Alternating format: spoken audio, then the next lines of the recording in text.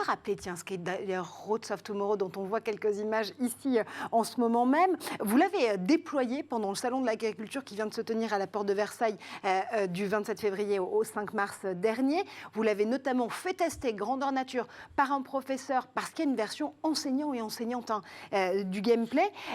Ça s'est passé comment? Je précise que le jeu a été notamment développé avec Educagri et l'ADEME.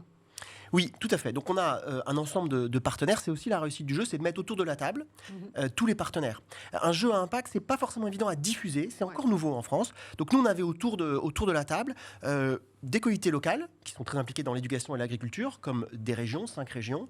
On avait des partenaires institutionnels, comme l'ADEME, l'INRAE aussi, qui est la caution scientifique, qui dirige scientifiquement le jeu, puisque c'est un jeu dont le contenu scientifique a été validé. Et puis après, on avait aussi des partenaires privés qui viennent financer aussi le jeu. Voilà. Et donc, on a travaillé avec eux plus de 2 ans quand même. C'est un travail assez long. Une grosse partie de l'équipe était dédiée à cela.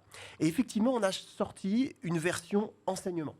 Alors, le jeu est le même, mais on vient apporter aux enseignants des fonctionnalités supplémentaires qui vont venir l'aider à intégrer le jeu réellement dans sa pédagogie, dans son cours.